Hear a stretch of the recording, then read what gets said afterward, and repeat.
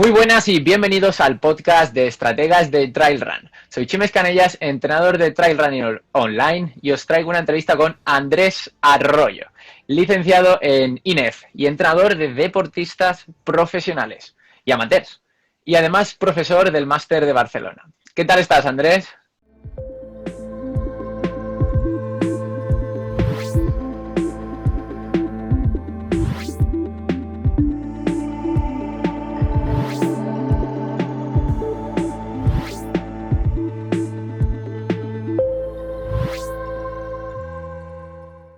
Muy bien, muy buenas. Gracias por la invitación y por compartir la charla. Y aquí estamos, preparados para hablar un poquito de trail. Y para los que te conozcan un poquito menos, o sea, ¿cuál sería tu background? ¿Cómo te reconocería la gente cuando dicen Andrés Arroyo? Seguramente más que por mí, sería más por los corredores que llevo hoy en día, que al final, creo que a todo entrenador te da casi más nombre la gente que llevas que tú mismo. Al menos en mi caso, porque quizá tiro más a la élite. Sí que es cierto que llevo amateurs también, pero he tirado más mi enfoque hacia la élite, entonces me conocen más por entrenador de que no por mi propio nombre, que bueno, ya me da bien, ya me gusta trabajar en la sombra. Y Que, bueno, como atletas, pues tengo a Sheila, que todo el mundo ya conoce, que le llevamos tiempo trabajando juntos. Estoy con Oriol Cardona, con Pau Capell, y luego ya Albert Pujol, Mario Olmedo, Remigio Gamán, también tengo algún internacional que no es español. Y bien, la verdad es que un equipito no muy extenso, incluso en los últimos años he intentado reducirlo un poquito, más trabajo en piña y más quizá contacto con ellos, sobre todo con el profesional que necesita contacto diario. Trabajo pequeñito, pero grupo pequeño, pero yo creo que bastante guapo. de hecho, justamente por eso quería empezar pues contigo, pues esta como tanda de entrevistas, porque muchas veces se le conoce más al deportista que al entrenador. Y realmente es el que mueve los hilos, ¿no? Es el que está ahí pensando cómo tiene que estar entrenando en cada momento, diferentes tipos de deportistas, además muchos deportistas de alto nivel, y esa figura, o sea, tú no te conoce la gente, macho, y yo creo que tienes que aportar muchísimo. Y a mí me da pena, ¿no? Que no se te conozca, entonces digo, Andrés, te necesito aquí para que la gente pueda aprender un poquito. O sea, tú dices que lo llevas bien, eso de estar en la sombra, pero yo quiero que la gente te conozca, tío.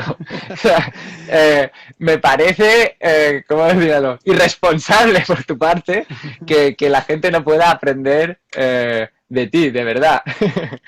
Sí, sí que es cierto que en los últimos quizá meses le he dado un poquito más de caso a la red social y demás, pero bueno, al final, no sé, soy como el típico profesor de laboratorio, pues es un poco mi perfil, que me gusta la ciencia, me gusta el trail, me gusta la persona, entonces me dedico siempre, es cierto que debería quizá de meterle más tiempo, pero siempre al final acabo dando el tiempo a lo que me gusta, que es entrenar a Claro. la gente y fuera, y entonces supongo que la otra parte pues es la que me queda más coja.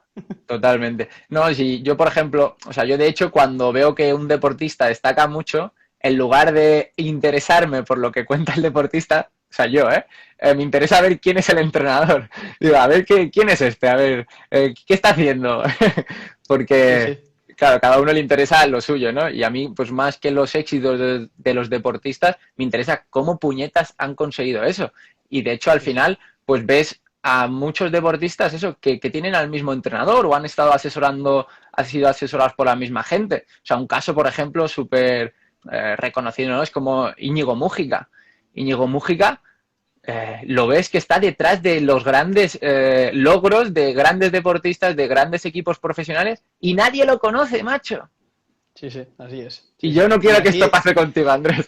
Y así hay muchísimos, de gente que dices, hostia, vas a mirar lo que dices tú nosotros, porque quizá por trabajo o por pasión, pues vamos a buscar, más allá de lo que puede decir un deportista, vamos a buscar su día a día, que es buscar su entrenador y su metodología o como le quieras llamar.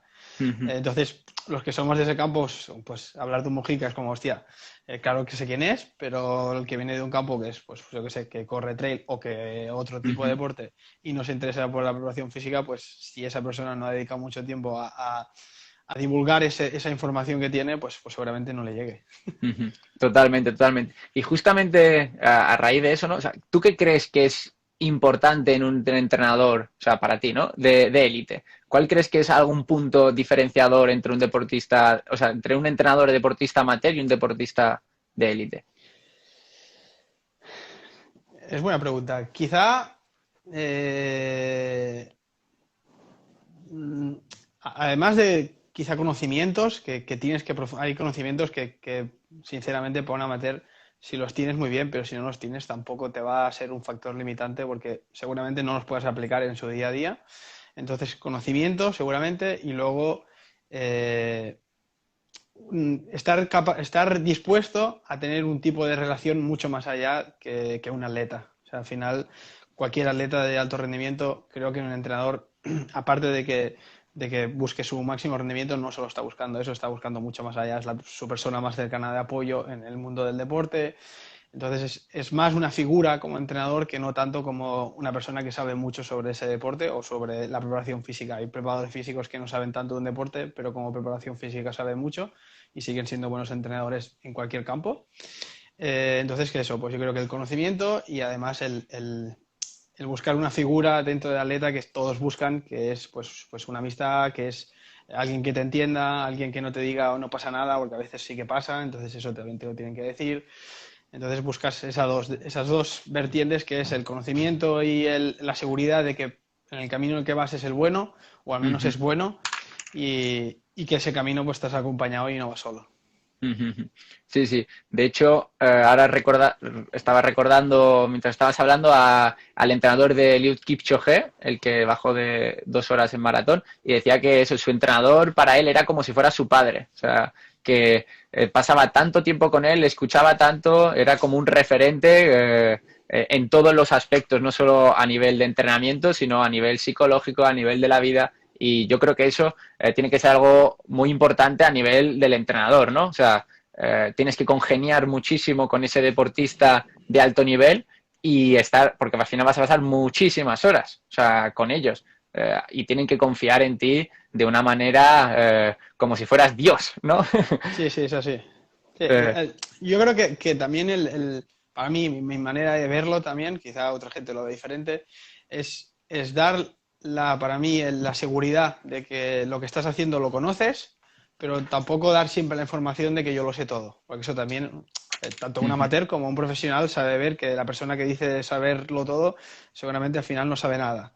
Entonces es que no caer en el error de decir, no, esto va a ser así y ya está. Yo, por ejemplo, con la mayoría de atletas profesionales comparto, incluso con otros entrenadores, parte del entrenamiento, pues con asesoramiento, con el trabajo de fuerza, porque lo pueden hacer presencial en otro sitio. Entonces, yo no soy una persona que diga, no, todo es conmigo, sino que si puede venir otro y me da otro punto de vista, si puede venir un chico que trabaje o una chica que trabaje bien el trabajo de fuerza presencial y le pueda enviar unas instrucciones y me diga, hostia, yo lo voy por aquí, que la pueda testear, que al final cuando testeas a una persona, pues ahí dices, hostia, esto no lo habíamos visto a nivel online, si no lo puedo ver o lo que sea.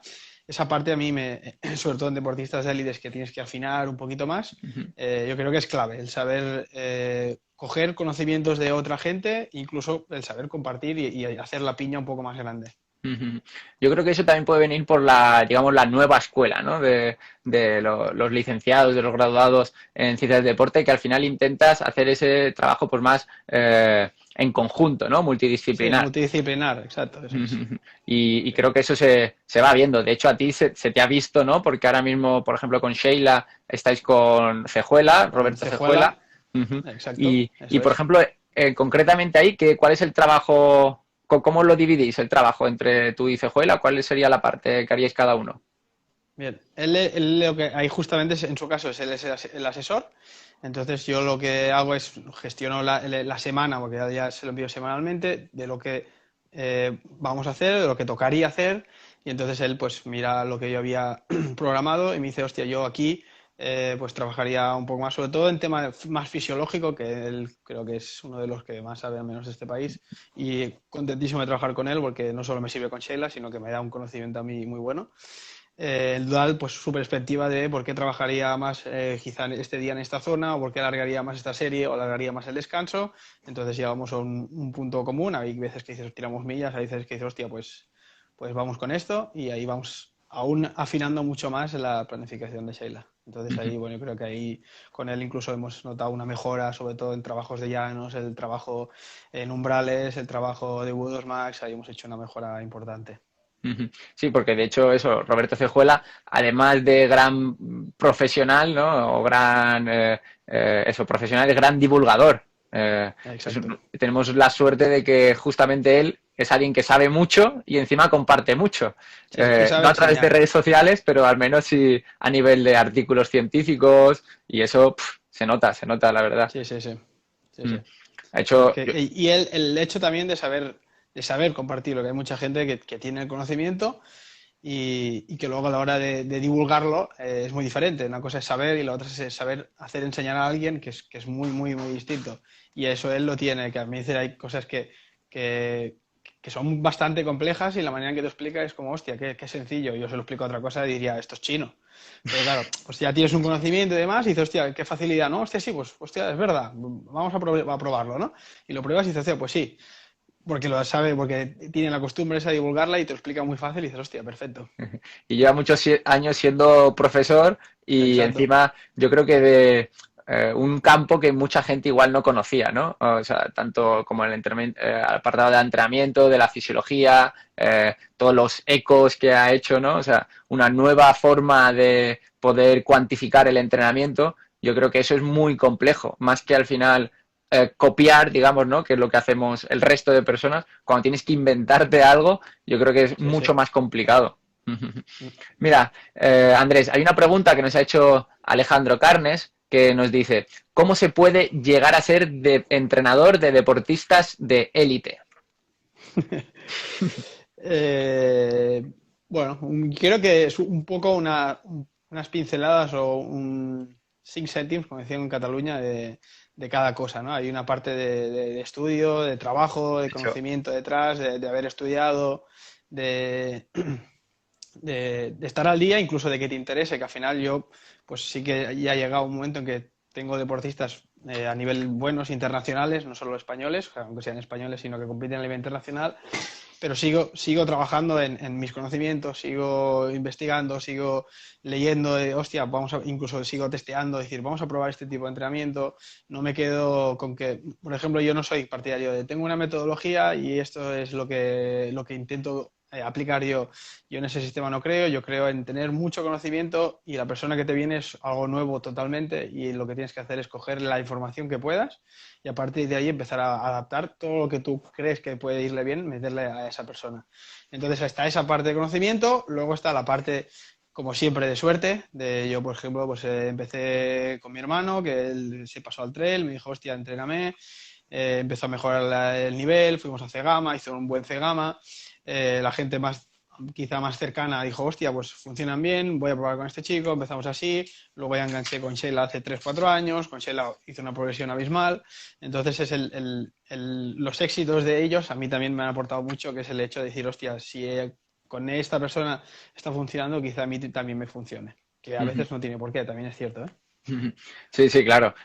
Absolutamente. Hay una cosa que yo creo que has dicho que es muy importante y los deportistas muchas veces no se dan cuenta, es esa frase de la metodología, ¿no? O sea, se piensan que hay una metodología indiscutible, hay un método de entrenamiento magistral y lo que no se dan cuenta es que al final el método son ellos. O sea, lo que nosotros aprendemos y luego lo tenemos que aplicar a cada uno de ellos probablemente de forma diferente. Y eso es lo que muchas veces no se dan cuenta, ¿no? Me preguntan a mí, pues a través de internet, ¿cuál es tu método de trabajo? ¿Mi método? Mi método eres tú. O sea, lo que mejor te vaya a ti. O sea, porque hay muchos deportistas que, por ejemplo, no les gusta entrenar muchas horas o no consiguen, o sea, por la otra parte, no consiguen aumentar la intensidad, ¿no? No consiguen aguantar ese trabajo de alta intensidad. Pues al final es lo que más te gusta a ti o no te gusta el entrenamiento cruzado.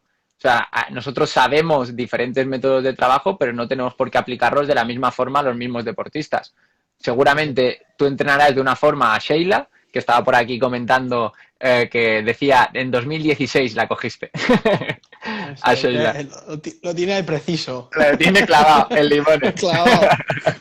Eso es. Entonces, probablemente a Sheila la entrenarías de una forma y a Pau Pau Capell lo entrenarías de otra forma, ¿no? Y así es la realidad, también porque seguramente tengan objetivos diferentes, vengan de una cosa muy diferente, de un tipo de trabajo muy diferente, incluso a nivel adaptativo, uno va a crear unas adaptaciones, el otro otras, entonces no tiene nada que ver. O sea, si hiciera un copiar-pegar con ellos sería un caos. Uno me criticaría por un lado y el otro me criticaría por el otro y serían los dos hacia abajo en picado. Entonces no tiene nada que ver. Y es la capacidad que tiene un poco de adaptarse y a veces incluso yo, aún siendo muy de científico, decir, vamos a qué es lo mejor a nivel, pues ahora a nivel fisiológico, a nivel articular, a nivel mecánico.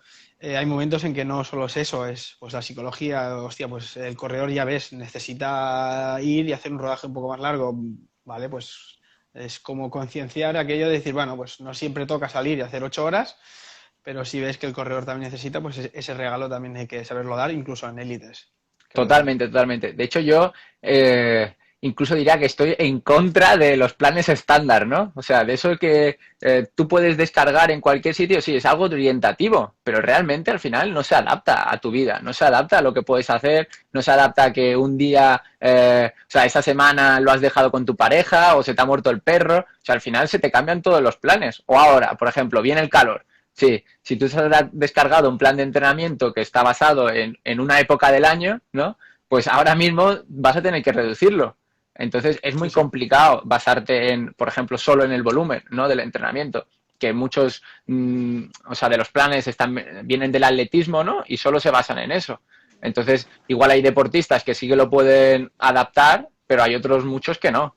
Y la verdad es que eso se nota. Justamente hablando de eso, de la comparación de los dos deportistas, de Sheila y de Pau, ¿cuál crees que podrían ser las diferencias, por ejemplo, de estas 3 últimas semanas entre ellos dos? Si te acuerdas. Bueno, justamente estas semanas es fácil porque Sheila no estaba pudiendo correr, estaba haciendo solo trabajo aeróbico sin impacto, entonces él también ha tenido una bajada un poquito de volumen. Pero si coges 3 semanas más normales, seguramente es que Pau trabaja con más volumen, también es corredor de ultra, entonces ahí hay una diferencia de volumen. Sheila a contra tiene mucho más presente el trabajo de fuerza, el trabajo de calidad, que ahí está muy adaptado. Piensa que si coges a un corredor que ha trabajado poca fuerza o que la ha trabajado de otra manera, a la que creas una nueva adaptación a la fuerza te limita mucho. Entonces, si necesitas meter horas de volumen de carga, no te puedes pasar mucho con la fuerza porque si no te limita todo el entrenamiento. Entonces, la gran diferencia es seguramente el volumen, que va más a favor de Pau, y la intensidad, que se la estamos adaptados a hacer trabajos de intensidad. Entonces con Pau normalmente tenderían, ¿no? O sea, anteriormente hacía mucho volumen, ¿no? Y ahora estáis siguiendo ese camino. Sí, que sí que es cierto que el volumen lo seguimos haciendo hoy mismo. Tenía una tirada larga de 8 horas, que al final han salido 7, 80 kilómetros, que no son broma. Claro, el tema es que cuando hablas a la gente de a baja intensidad, pues les puede salir un rodaje a 5 minutos el kilómetro, que para él puede ser un trabajo zona 1, 2, 3, pero que para otra persona eso sería pues directamente la muerte, porque estás por encima de un V2 max. Sí, Entonces sí. es el saber ver y decir, joder, es que ¿cómo puede hacer cada día 80 kilómetros? Hay que saber diferenciar entre quién es un profesional y que al final su día a día es eso, y quién pues trabaja 8 horas en un despacho o donde sea, y sale a trabajar y tiene que meter pues 3 horas de rodaje en zona 1. Ese rodaje, uno, no es lo mismo porque ya partes desde cero de un punto muy diferente, y dos, que la asimilación no es la misma, ni la recuperación, no tiene nada que ver. No es lo mismo entrenar y poder descansar y asimilar ese entrenamiento que no pues llegar a casa y hacerle la cena a tus hijos e irte a dormir y levantarte a las 5 de la mañana.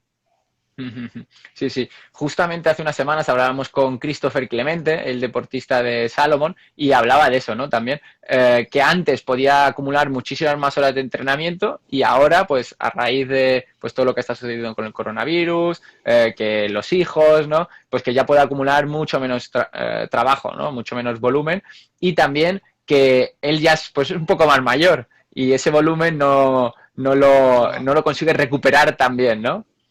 Sí, sí, bueno, es como todo, es lo que te decía, por eso el tema de las metodologías es complicado, porque al final, incluso no solo entre deportistas, sino que el mismo deportista, las circunstancias son variables constantemente. Y si tú tienes un plan de entrenamiento que es lineal y que siempre es de la misma manera, no vas a fluctuar como el corredor, entonces nunca te vas a adaptar bien a él. Un corredor puede estar hace un mes en un estado de forma circunstancias X y ahora está en unas circunstancias muy distintas. Entonces ahí cambia mucho. Sí, sí. Vosotros, bueno, tú, ¿cómo sueles trabajar? ¿Sueles trabajar por microciclos, por mesociclos? O sea, semana a semana, mes a Semana, mes, semana a semana, siempre, siempre. en base Semana, a... Dime, dime. exacto, semana a semana, primero, como con todo el mundo, incluso amateurs o profesionales, sí que es cierto que al profesional siempre te lo miras con muchísima lupa y te lo vuelves a mirar y cuando ya lo vas a enviar, te lo vuelves a enviar otra vez antes de enviarlo. Pero como con todo el mundo, una planificación para mí básica, o sea, si no tienes planificación no sabes que tienes que entrenar, eso es clarísimo. Con bien marcadas las carreras, sobre todo en corredores de montaña, que son a veces son unos locos de la montaña y es cada fin de semana una carrera, incluso los profesionales, ¿eh? Vamos a todas. Entonces es coger la conciencia de qué toca, por qué toca, no puedo hacer una carrera de 200 kilómetros y la semana después una media maratón y la otra, o sea, los objetivos que tengan una lógica, que puedas tener una lógica luego en el entrenamiento, marcar bien cuáles son tus objetivos principales, más secundarios, más para entrenar. Y a partir de ahí, cuando tienes la planificación, decir, vale, ahí vamos a dividirlo. Es como ir masticando. Tienes el bloque inicial de las carreras, la planificación, cómo voy a trabajarlo todo, y a partir de ahí empiezo a masticar. ¿Qué voy a trabajar aquí? Pues tal, tal, tal. ¿Qué voy a trabajar aquí? Tal, tal, tal. Y vas haciendo así. Y luego, a partir de ahí, pues sale el semana a semana. Que luego es cierto que cuando tú acabas la temporada y si miras lo que habías planificado a lo que acabas haciendo, un 40% coincide. El resto es todo que has tenido que ir haciendo según el deportista se ha ido adaptando o se ha ido desadaptando, que también puede pasar. De hecho, muchas veces pasa eso, ¿no? Yo creo que es uno de los errores de los deportistas amateurs no tener esos tres pilares, ¿no? Objetivos principales, objetivos secundarios y objetivos tipo C. Y que nosotros lo tenemos tan clarísimo, ¿no? Que no puedes estar compitiendo siempre, no siempre hay que estar al máximo, no siempre hay que estar en carreras con volumen, con kilómetros, porque hay que ir creando adaptaciones y recuperando, que al final eso es una parte primordial del entrenamiento. ¿Tenéis alguna forma de controlar esa recuperación? Tipo con la variabilidad de frecuencia cardíaca. Exacto. Nosotros incluso, como trabajo yo, tengo una plantilla, yo trabajo con Dropbox o cualquier programa de estos que están en la nube. Entonces lo que haces es que tienes una plantilla, las cuales te van dando la información de cómo están ellos, sobre todo cuando se levantan en ayunas. Pues te dan la frecuencia cardíaca, la variable de la frecuencia cardíaca, sensación de fatiga.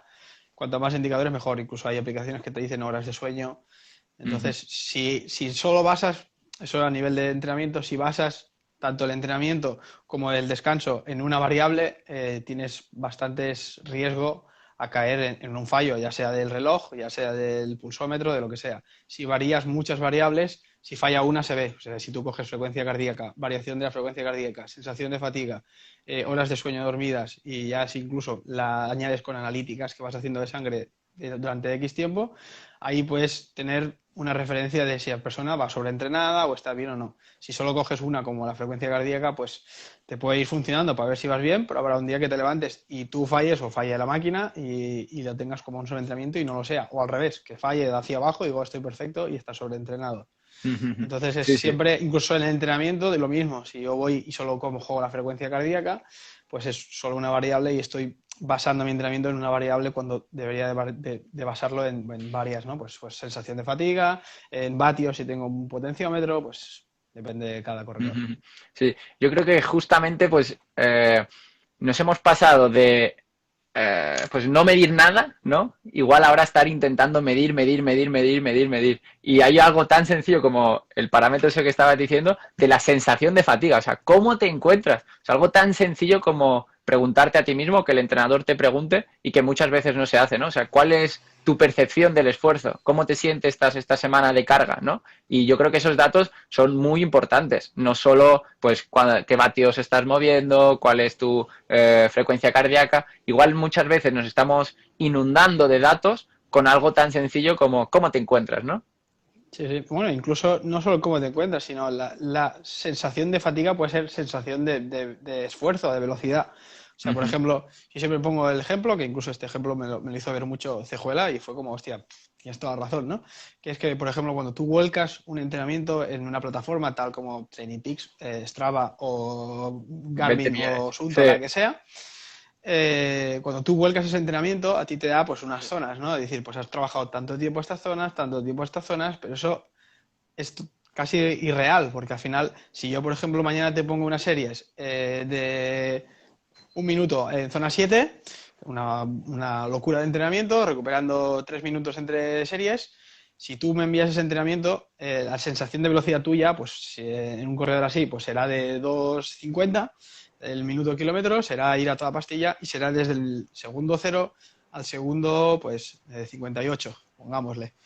Entonces, el trabajo real a esa zona, pues si eran 5 series, han sido pues 5 minutos en zona 7. Si tú vuelcas ese entrenamiento en una plataforma como es TrainingPeaks o cualquier otra, lo que te saldrá seguramente sean 12, 15, 18 segundos en esa zona. ¿Por qué? Porque tú te pones a trabajar en esa zona y en el segundo uno no vas a estar a 190 pulsaciones, es imposible. Necesitas un tiempo de adaptación hasta que tu pulso sube y se coge al ritmo al que estás trabajando. Entonces, en el momento en que estás subiendo, pues al igual ya has perdido, no los has perdido, sino que el análisis del dato ya ha perdido 20 segundos y lo mismo al final de la serie. Si bajas un poco la frecuencia, entonces, pues de un minuto de trabajo en zona 7, el reloj al igual te ha marcado solo que has estado 20 segundos y estás perdiendo pues un 200% del trabajo real y eso en un día no pasa nada, pero si valoras durante un mes, Acumulas. exacto, igual el trabajo has perdido de zona 7, no sé, una hora, que no lo tienes controlado en la carga cuando estás haciendo el control de cargas. Sí, y bueno, mira, justamente están diciendo, pues por potencia. También los valores de potencia, por ritmo, todo eso al final, a medida que pasa el tiempo, pueden ir variando. Y lo más importante es, ¿qué pasa el día que te falla eso, no? Y de hecho los deportistas de alto nivel, los ritmos los tienen controladísimos. O sea, no fallan prácticamente nada. Y yo creo que eso es súper importante, ¿no? O sea, que el deportista conozca las sensaciones de los ritmos, ¿no? Sí, sí, incluso eso se trabaja. O sea, al final, tan fácil como, entre comillas, hacer el examen al corredor, te pones tú con la bici delante, porque si te quieres correr al lado suyo estás jodido. Te pones con la bici delante, el detrás, y lo vas diciendo ritmo, y te dice 3,25, y tú dices 3,40.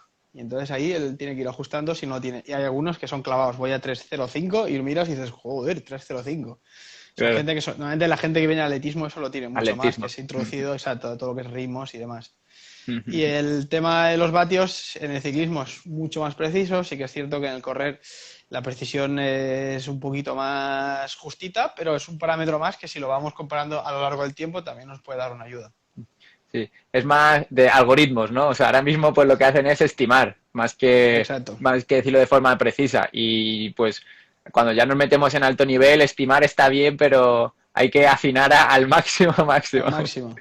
Eso es. Sí, sí, sí, sí. Muy bien, muy bien. Está siendo muy, muy interesante. Para la gente que os estáis metiendo ahora mismo, estamos hablando con Andrés Arroyo, entrenador de deportistas de alto nivel, profesor y excelente persona. ¿Y por qué os digo excelente persona? Porque, aunque no lo sepa la gente, yo estuve viajando por alrededor de Argentina. Y Andrés, de forma totalmente desinteresada, me brindó su apoyo para poder dejar mi furgoneta, que estaba viajando por allí, en algún sitio. Así que ahora aquí en directo y a toda la gente que lo esté escuchando, quiero darte las gracias, Andrés, por ese detalle.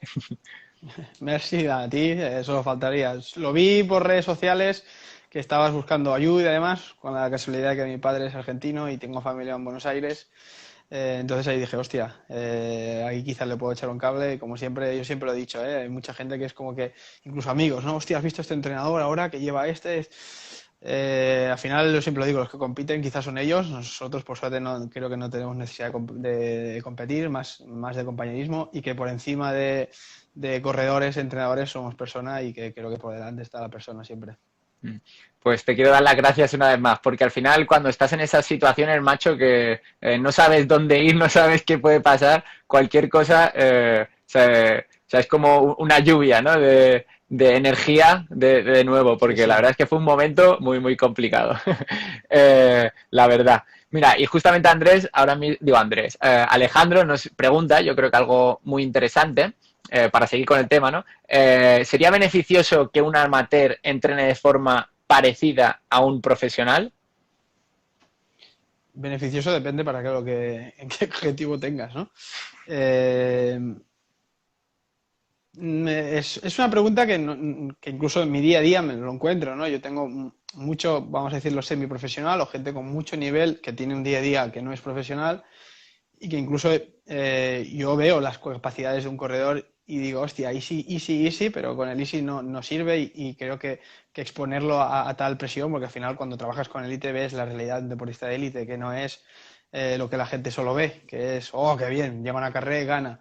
Detrás de eso hay mucho sacrificio, hay pocas vacaciones, porque ya lo he dicho en otras ocasiones, el corredor o el deportista no tienen exceso de vacaciones o las vacaciones son muy limitadas.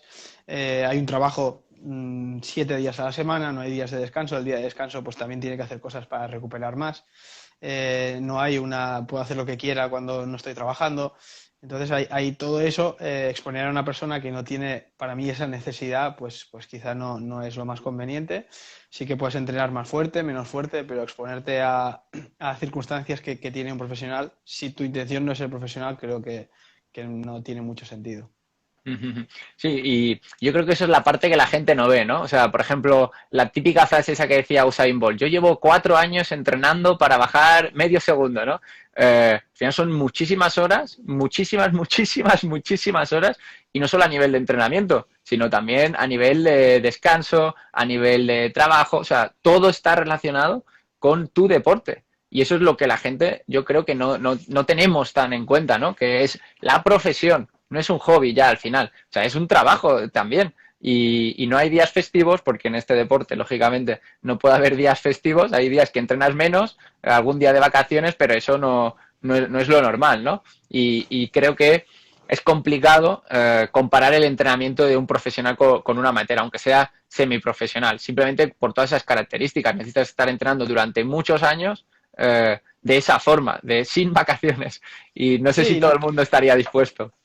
ya también es el enfoque psicológico, que sí que es cierto que todos los dos puntos pueden ser muy, muy, muy duros, pongámoslo así, que es pues la persona que trabaja mucho y ha tenido un esfuerzo increíble, pues quiere tener su recompensa al día de la carrera y decir, hostia, me lo he trabajado, quiero tener un buen resultado. Y eso es, pero el tema ahí está siempre de las agoberos más amateurs, es que al final tú tienes otra vida. El corredor de montaña, el profesional, también tiene otra vida, pero no mucho más allá. Tú tienes tu trabajo, tú tienes, pues, yo qué sé, pues otro proyecto, lo que sea, ¿no?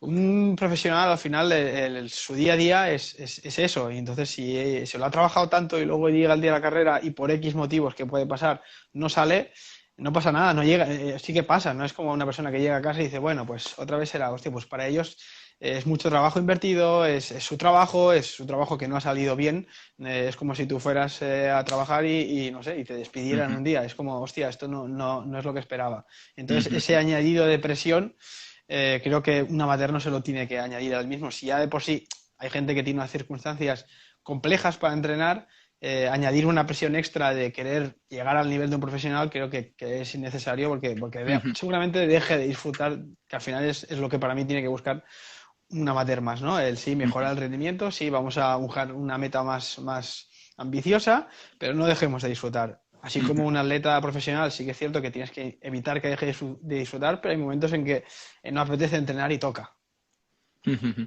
Andrés, ¿cómo sería tu faceta, ¿no? O sea, ¿cuál sería el punto que tú haces cuando acompañas a un deportista, como por ejemplo, ay, no puedo hablar ya, como por ejemplo puede ser Sheila en la época de competiciones de la selección española? ¿Cuál es tu papel allí que te hemos visto en fotos? Vale. A mí, ya te digo, me gusta viajar, como a casi todo el mundo, y aprovecho mi trabajo que me permite viajar para viajar, y porque luego al final, ya te digo, soy un friki de las montañas, un friki del trail, y todo lo que sea ir a carreras me gusta, y creo que incluso el atleta profesional lo agradece mucho, porque al final es lo que te digo, no eres solo un entrenador, eres un peso importante en su día a día. Entonces mi manera de esto es, pues viajo con ellos, convivo con ellos, incluso a veces pues les haces la vida un poco más fácil, que al final un corredor no solo puede tener limitaciones pues de alimentación, alguna cosa que no pueda comer, entonces pues te informas un poco más, vas a restaurantes, miras si tienen lo que sea, arroz Sí. hervido o Ujú. pueden hacer algún favor con una verdura que no sea frita, lo que sea. Y luego, pues estás ahí, les das esa tranquilidad, sabes hablar un poco con ellos, haces el estudio un poquito del perfil. Hostia, pues hoy este año está más encharcado, este año está más seco, aquí intentamos apretar aquí iremos más flojos. Y luego, pues el día de la carrera, si la carrera lo permite, pues estar en los avituallamientos, darle el apoyo, tanto de cambio de material, que ahí le das un plus pues, en ganar unos segundos o lo que sea, o no Ujú. llevar tanto peso, y también el apoyo de saber qué te va a ir viendo durante la carrera. Ujú. ¿Tú crees que el factor psicológico es muy importante en deportistas de alto nivel? Sí, tanto en alto nivel como a bajo nivel. Es algo que afecta tanto en el día a día del entrenamiento, en el día de la prueba. Pues ya te digo, el factor psicológico te puede tanto hacer tener éxito como hacer fracasar. Yo he visto gente entrenar muy bien y tener un nivel altísimo y llegar a las competiciones y no mostrar ni un 40% de lo que es capaz. Ujú. Y eso es un Según tema psicológico, exacto, ujú. de presión o de haberse buscado quizá lo que te digo, ¿no? Pues gente que quizá no tiene tanto nivel y se ha presionado tanto a llegar que el día de la prueba pues, los ves que están tiritando antes de salir. Eso ya va mal. Un corredor que tirita antes de salir, malo, malo. Sí, sí, al final tiene que ser un momento para disfrutar, ¿no? O sea, aunque sea alto nivel, tienes que ir a disfrutar y sobre todo cuando el tipo de pruebas normalmente de trail son bastante largas. Entonces, no se deciden los 5 primeros kilómetros, ese tipo de pruebas. Y yo creo que eso, si ves a un deportista tan nervioso antes de empezar la carrera, dices, macho, relax, que hay muchos kilómetros por delante.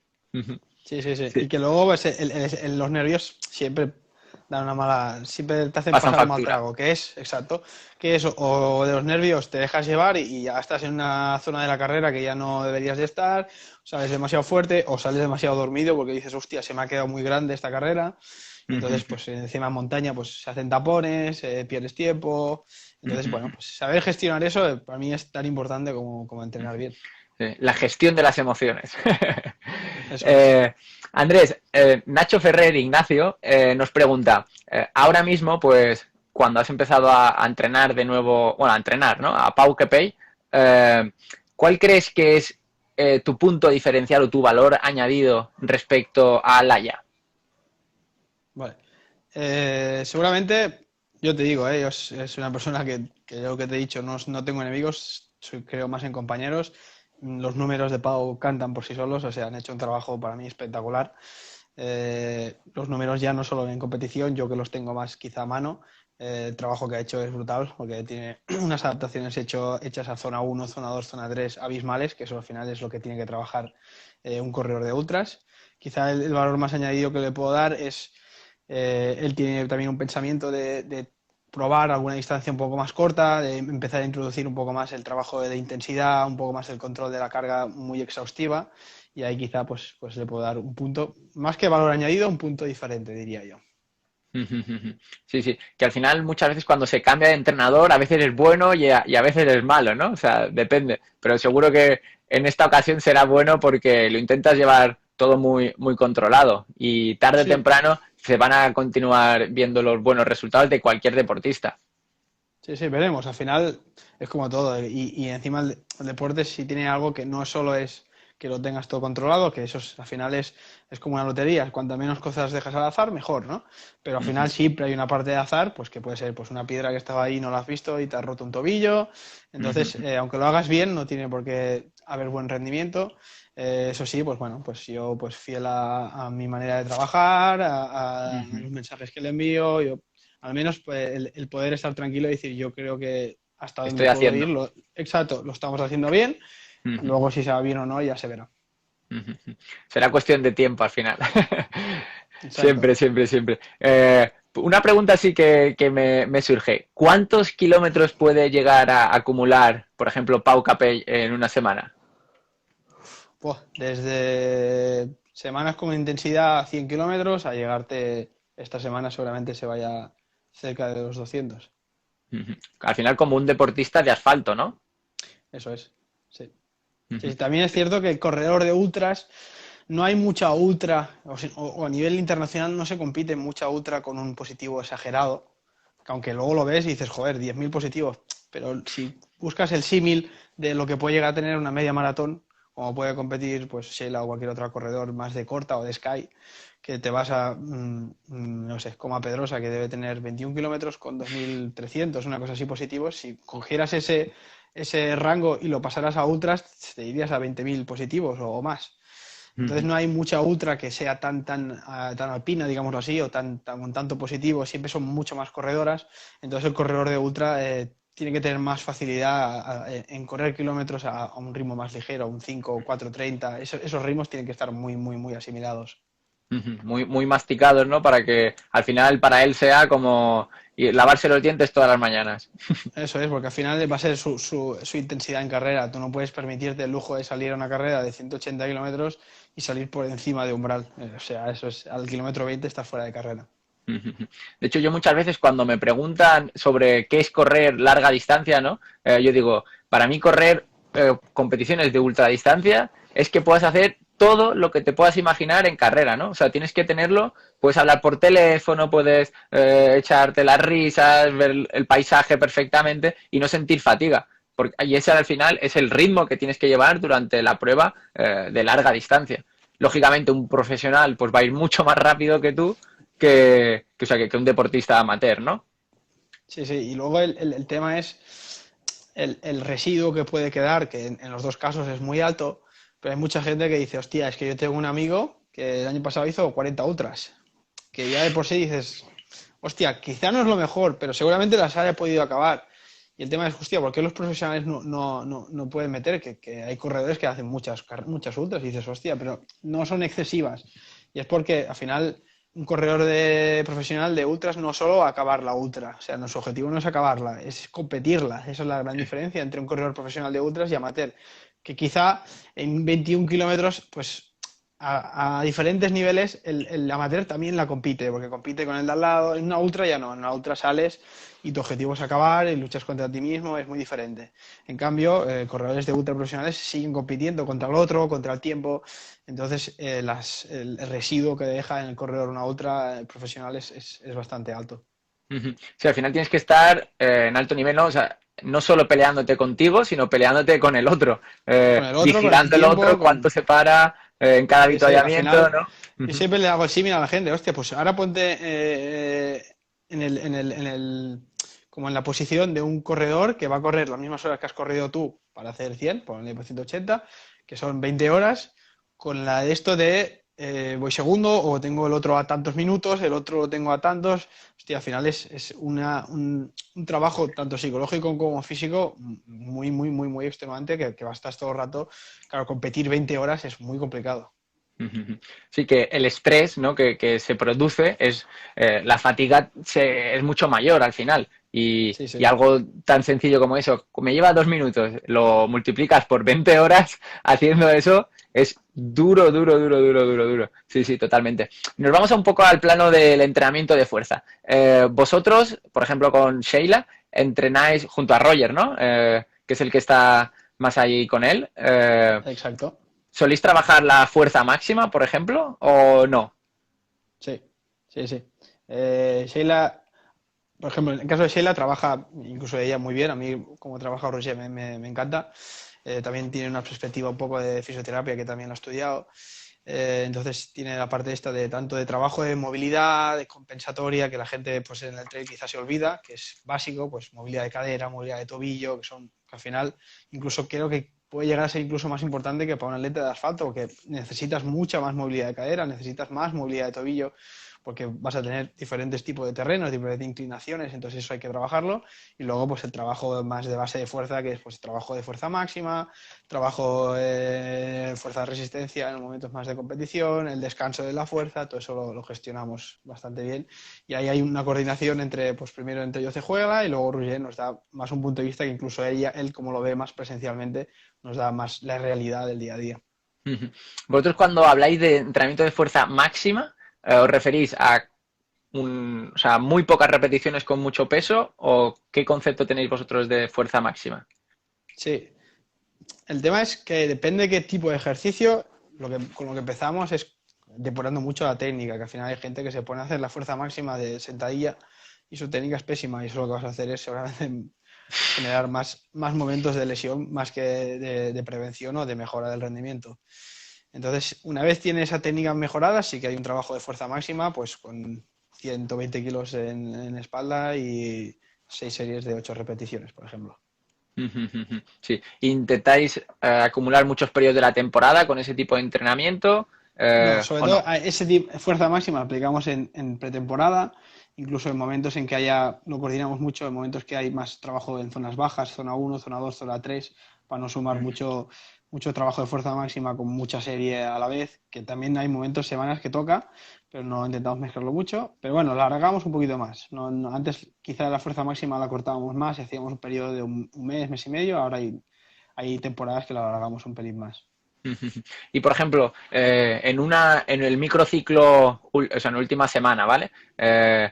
Precompetición, ¿cómo sería una semana de fuerza para ella? Ahí trabaja más ejercicios mucho más específicos, o sea, que haya un símil muy parecido a correr, pues ya sea subida al banco, lastrados, más un trabajo pues que se acerque más a la realidad de lo que vamos a hacer, que es correr por montaña, y trabajando más lo que es la fuerza de resistencia, más tiempo de trabajo, incluso por tiempos, series de un minuto haciendo lastrados, series de un minuto haciendo subidas a un banco. Y la semana de competición la fuerza la eliminamos.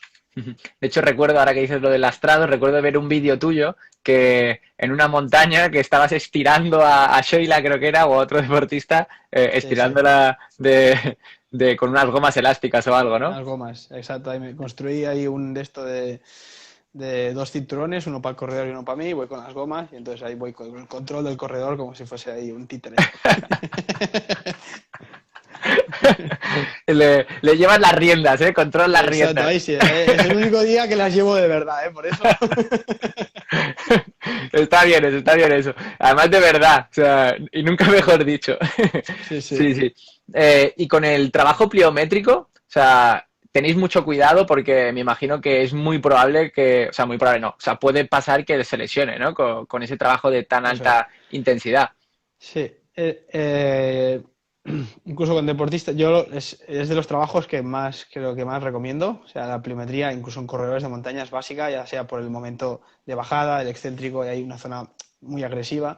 Entonces, la pliometría hay que trabajarla, eso sí, hay que trabajarla súper progresiva porque te puede dejar unas secuelas que no, aunque no sea lesión, si alguien que no ha trabajado nunca pliometría se pone a trabajarla hoy, quizá hasta el lunes que viene no puede entrenar con cierta comodidad, entonces ahí te está limitando lo que de verdad vas a hacer tú, que es correr por montaña. O sea, la fuerza para mí ya te digo, es clave, es básica en todo. Lo único que no tiene que hacer la fuerza es limitar al corredor el resto de la semana para que no pueda ejercer su actividad, que es correr por montaña. Cuando genero sesiones de fuerza que lo que hacen es que me perjudican el entreno del correr, ahí ese trabajo de fuerza para mí es que no está bien aplicado.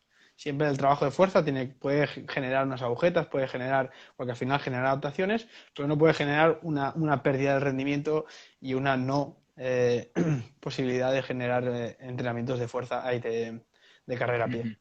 Me encanta que digas eso porque al final muchas veces no lo tienen en cuenta los deportistas, ¿no? Entrenan la fuerza, ahora durante el confinamiento hemos visto 200 repeticiones, pero ese trabajo seguro que te va a conllevar un DOMS, ¿no? Un dolor muscular post-entrenamiento, seguro. Y al final lo específico de los corredores es correr. Entonces no podemos dejar de hacer eso. Aunque integremos el entrenamiento de fuerza, debemos seguir corriendo y eso es nuestro objetivo principal, que no se tiene en cuenta, ¿no? Y yo con el trabajo pliométrico también pienso totalmente lo mismo, que de hecho muchos corredores cuando empiezan con el trabajo pliométrico dicen, ¿y esto es todo? ¿No? Hacen un par de saltitos y dicen, ¿esto es todo? ¿Ya Pues está? ya está, sí, sí. Claro, al final, yo qué sé, hacer un skipping, una marcha rusa, ya es una pliometría de bajo impacto, pero ya es una pequeña adaptación a la pliometría y es por donde hay que empezar. O sea, no hay que empezar desde un banco de 2 metros, saltar y buscar un movimiento pliométrico. O sea, eso es ya cuando tienes un nivel muy avanzado. Entonces, pues hacer series de marcha rusa, empezar a hacer pues zonas de bajo impacto, eso es por lo que hay que empezar y a medida que el deportista eso no le genera unas secuelas increíbles, pues ahí puedes decir, hostia, pues ahora sí que vamos a añadir algo más. Al final, el limitante de qué tengo que hacer al principio es, como has dicho tú, eres tú, no te lo voy a decir yo. O sea, tú me vas a decir, hostia, llevo 3 sesiones de pliometría y la tercera, al otro día estoy perfecto. Bien, podemos cambiar, podemos hacer una adaptación a un poquito más de trabajo. Si la tercera sesión que hacemos en pliometría sigo teniendo unas agujetas que me duran 3 días, pues ese cambio aún no lo podemos hacer, incluso podemos regresar un poco hacia atrás y decir, hostia, pues vamos un poquito más leve. Ujú. Y que nunca pasa nada, ¿no? Por regresar. Al final lo más importante es no lesionarse y eso es lo que va a permitir a los deportistas mantenerse durante más tiempo en alto nivel o en amateur, ¿no? O sea, en Sí, sí. poder finalizar más carreras. O sea, y Y es ese algo que objetivo es principal. siempre, es algo que siempre, por ejemplo, a Sheila se lo he dicho mucho y a otros corredores de élite se lo digo. Llegar a lo más alto es complicadísimo, es muy complejo, hay mucho trabajo detrás, pero lo más complicado de todo no es llegar, es mantenerse ahí. Y ahí es donde la gente cuesta, lo ves, no hay mucho corredor que se mantenga durante 10 años a un nivel muy alto. Ahí está la complejidad del deportista de élite y el reto de decir, he llegado hasta aquí y ahora no ha sido porque he estado 3 meses entrenando como un cazurro y he llegado a un pico de forma increíble, pues llego a un campeonato de España, lo gano, pero nunca más se me ve el pelo. Eso no te voy a decir que todo el mundo lo puede hacer, pero si tienes buenas capacidades lo puedes llegar a hacer, pero el objetivo no es ese, el objetivo es llegar y mantenerse, incluso dentro del mantenimiento siempre llega un poquito más. Ujú. Y yo creo que ese es el kit de la cuestión, ¿no? Y probablemente en el mundo de la montaña no esté tan arraigado como en el mundo del atletismo, ¿no? En el mundo del atletismo sí que entienden muy bien esa pequeña progresión de ir pues de carreras de más de velocidad a ir aumentando el kilometraje. ¿Tú crees que ese es un problema por parte de los entrenadores? ¿Es un problema por parte del marketing de la ultradistancia? ¿Cómo lo ves ese aspecto? Yo creo que es más un problema lo diría más de novedad de deporte o como queramos decirlo, de estado de verde, ¿no? De inmaduro aún. O sea, es un deporte que está en crecimiento, que a nivel más profesional llevamos muy pocos años. Entonces, al final, siempre la información, entre comillas, más científica viene desde el alto rendimiento. El momento en que no tienes alto rendimiento, seguramente no haya mucho estudio detrás porque no interesa a nadie. No interesa a nadie, pongámoslo entre comillas, ¿no? En el momento en que interesa a nivel, pues ya sea económico o de rendimiento o pues a una federación porque ya se compite a nivel internacional, ahí va a haber más inversión en investigación y en nuevos avances y ahí es donde empieza a llegar información pues que tenemos hoy en día y que quizá hace 10 años no tenían. El atletismo es un deporte que viene de mucho antes, entonces ese proceso ya lo han pasado y ya todo el mundo es consciente de que no puedes apuntarte a una maratón si no has corrido 2 kilómetros en tu vida. Que aún así hay gente que lo hace, ¿eh? Pero es como que hay más conciencia porque la información ya viene de mucho antes. En el mundo de la montaña llevamos pocos años enviando ese mensaje de esto no es me pongo y hago ultras, sino que es paso a paso, no quemes cartuchos, incluso disfruta todas las distancias, que al final ya llegarás si quieres llegar a las ultras. Y eso pues, yo creo que es un mensaje que con tiempo ya incluso ya hemos mejorado en los últimos años. Yo creo que iremos Mucho. a mucho mejor. Mucho, mucho. De hecho, me acuerdo de eso hace 5 años que si no hacías una carrera de 100 kilómetros no eras nadie. Sí, Sí. o incluso a mí me ha pasado de ir a una carrera y ir a buscar el dorsal y decirte, ¿cuál vas a hacer? ¿La corta, la media o la larga? Y decir, la maratón, y decir, la corta. Y decir, joder, ¿cómo Sí. está la cosa? Que la maratón es la corta. Y eso pasa en la montaña y eso que es lo que la conciencia de enviarlo a todo el mundo y sobre todo, pues yo creo que a los jóvenes, que unas son los que el futuro del deporte y a los que de verdad sí que se le puede hacer daño cuando va muy pasado de distancia que quizá no le toca. Mira, justamente hablando de pues el futuro y tal, como estamos aquí en directo en Instagram, Nelson Maldonado nos pregunta, ¿qué países emergentes visualizas con alto nivel de corredores de trail? Unos cuantos, o sea, los que están ya están, pero para mí, Francia, España, Italia, todo el mundo sabe que tiene grandes corredores y seguramente siga teniendo grandes corredores porque hay bastante cultura. Para mí, seguramente, pues quizá Estados Unidos empezará a sacar más corredor, que ya los tiene, pero quizá que vengan hacia aquí a competir, como ya en los últimos años se ha visto. Y luego para mí, países latinos tienen mucho margen de mejora porque tienen buenos corredores, quizá no tienen tantos recursos, entonces se les ve poco. Yo mismo entreno a Remigio, que es peruano, entonces el hecho de que venga por aquí, que estaba por aquí, ya lo he visto antes, el hecho de que venga hasta aquí, entonces se complica un poco, pero bueno, es una persona que pues ha llegado aquí, segundo Ultra Pirineo, ganando carreras, que tiene un buen nivel, pero que quizá en su país pues no pueden explotar o que incluso no tengan el recurso como para tener profesionales de ese deporte. Y luego, como no, pues seguramente África, pues seguramente cuando se ponga también en esto, pues saldrán gente africana con bastante nivel. Totalmente. Ya para ir acabando, porque nos cortan por aquí. Cortan. Sí, quería hacerte pues la pregunta que da título al podcast, ¿no? ¿Qué es para ti ser un estratega, Andrés? Un estratega es... Buena pregunta, ¿eh? Sí, podemos retomarlo si quieres. No, está bien, está bien.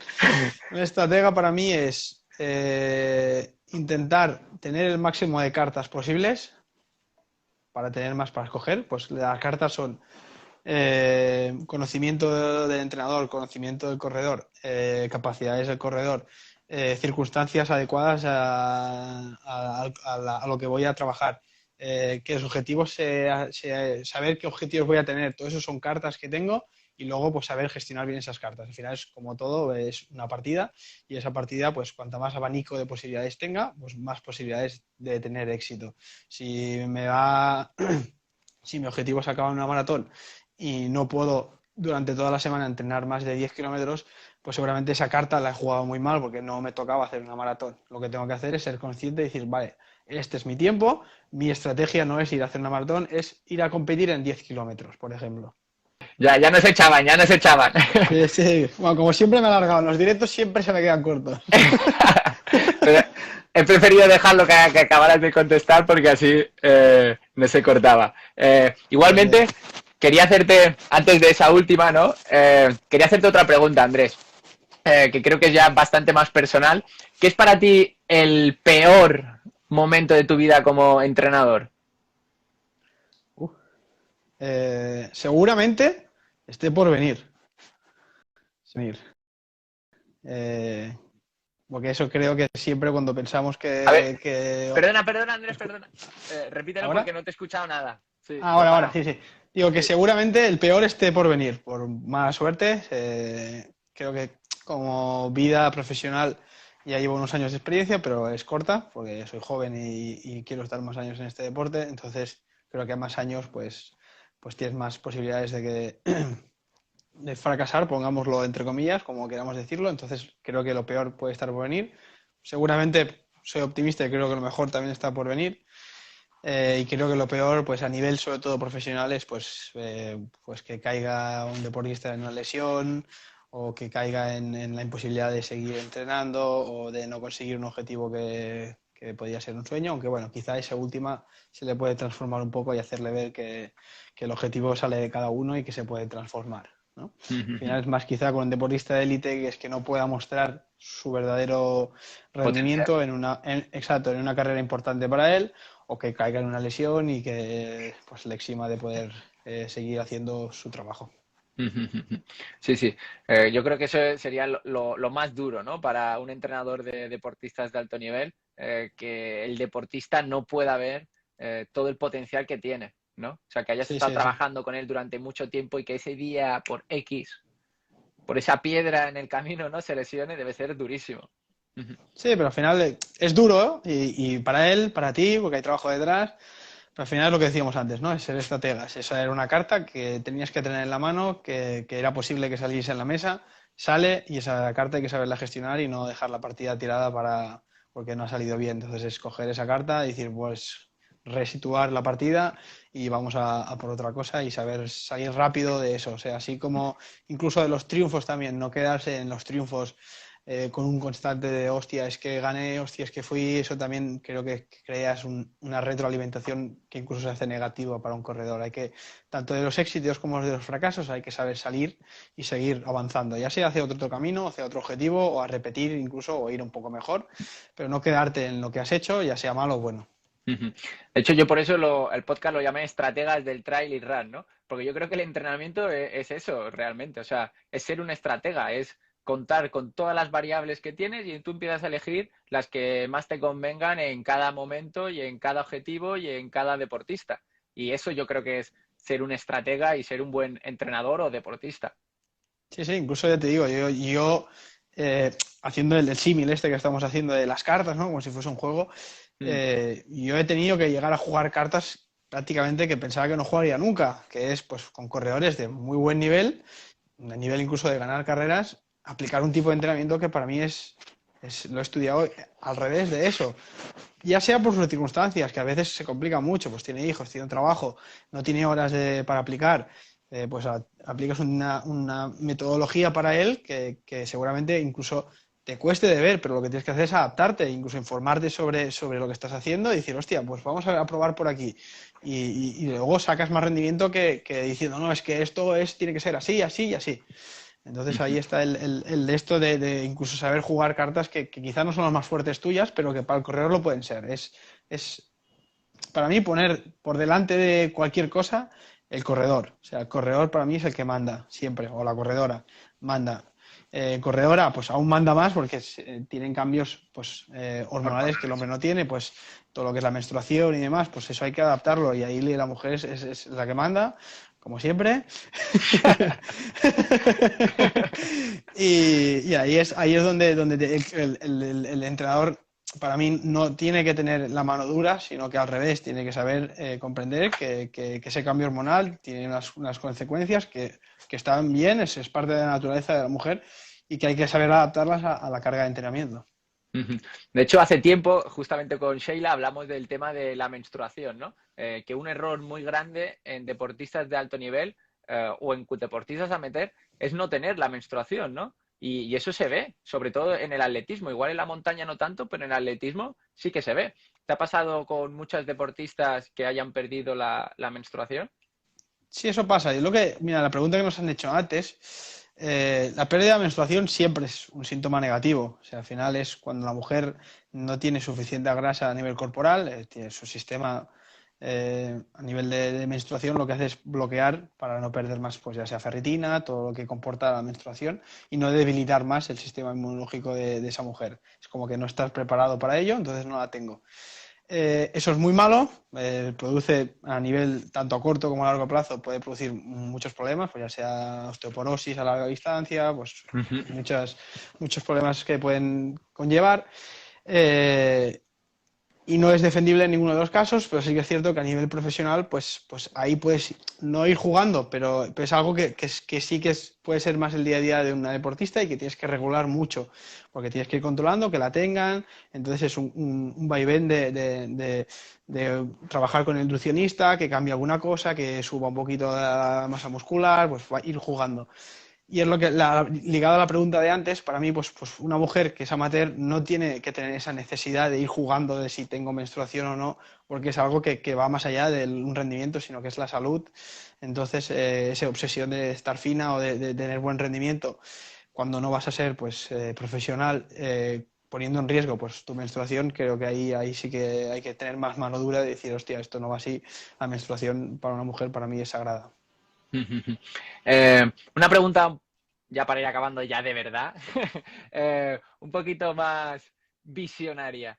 ¿Cómo crees que será el entrenamiento de deportistas de montaña dentro de 5 años? ¿Qué crees que va a avanzar en ello? Seguramente el control, mucho más. Es un deporte que está en crecimiento. Como está en crecimiento, pues lo primero que han crecido pues son los corredores, que hay profesionales, las marcas, cada vez hay más material. Y como eso va creciendo, pues la investigación también va de la mano y habrá pues mucho más control, habrá parámetros que sean, pues como ha hecho el ciclismo, más propios suyos, que es la potencia con vatios de un potenciómetro, que pues quizá en el correr pues afinar mucho más esas herramientas y ser más realistas. El tipo de entrenamiento cambiará seguro. No te sabré decir si a más horas, menos horas, seguramente a menos, con más calidad. Quizá no, eso sí que si lo supiera quizá ya lo estaría aplicando. Y yo creo que más profesionalización, o sea, entrarán más marcas, marcas incluso que ajenas al trail, que interesa pues la imagen del trail, la imagen de un corredor. Poco a poco se irá generando más profesionalismo y eso pues es bueno y también tiene el doble filo de que eso hay que saberlo trabajar bien y nosotros creo que estamos en la obligación de enviarlo por mensajes, que el corredor empiece a entender la importancia de un fisioterapeuta, de un nutricionista, de un psicólogo, de un podólogo, de todo el vaivén de equipo que puede llegar a tener en su núcleo. Y eso hay que potenciarlo mucho y que el amateur también lo vea, que no es, incluso no es solo tengo un entrenador y ya está, sino que hay mucho más allá en el entrenamiento. Hay un entrenador, hay un fisioterapeuta, hay un osteópata, hay un psicólogo si hace falta, hay un nutricionista, hay muchos profesionales que de eso también pues tienen que saber entrar dentro del mundo del trail. Sacarle jugo ahí para conseguir acercarnos lo máximo a otros deportes de alto nivel, que al final es un conjunto de profesionales que consiguen dar el máximo partido al deportista, ¿no? Andrés, ¿con quién te gustaría que habláramos en otra ocasión? Buena ¿A quién pregunta te ahí. gustaría que entrevistáramos? Que le Pues quizá te sacáramos justo diría, quizá te jugo. diría alguien quizá más, incluso fuera del mundo del trail, aunque hablemos de trail, más de entrenamiento, si fuese posible, pues coger un Cejuela o un Mujica, alguien que sepa de verdad de entrenamiento, que dé más una perspectiva fisiológica. Y si no, pues quizá también un doctor que dé un poco más, para mí, las bases de lo que es, por ejemplo, una prueba de esfuerzo, la información que nos da, que la gente ahí va muy, muy perdida, que al final creo que por falta de información la gente pues solo mira, por ejemplo, el V2 Max, que al final es un valor que es importante, pero no lo vas a transformar demasiado, entonces no te lo mires mucho. Lo tienes, genial. Ese parámetro ya no lo vas a transformar demasiado, por tanto, vete a los otros parámetros que te puede dar una prueba de esfuerzo y que son importantísimos a la hora de entrenar. Entonces, pues quizá un doctor que pueda dar unas pinceladas de cómo se debe realizar una prueba de esfuerzo, qué información nos da, cómo trabajar para mejorar las pruebas de esfuerzo para que den el mejor resultado. Me Ahí yo encanta, me diría, encanta. tiraría por ahí. Me encanta, no lo había pensado y estoy contento de habértelo preguntado, Andrés. Pues nada, muchísimas gracias por tenerte hoy aquí con todos nosotros. Un verdadero placer que hayas podido sacar un ratito y compartir todo este conocimiento. Genial. Gracias a ti por invitarme, a los que hayan estado escuchando y dando preguntas. Si pudiéramos contestaríamos a todos, pero creo que eso es inviable. Y bueno, si hay más preguntas, pues que se pregunte por privado, que creo que los dos somos bastante de contestar. Sí. Y seguiremos trabajando para que el trail siga creciendo.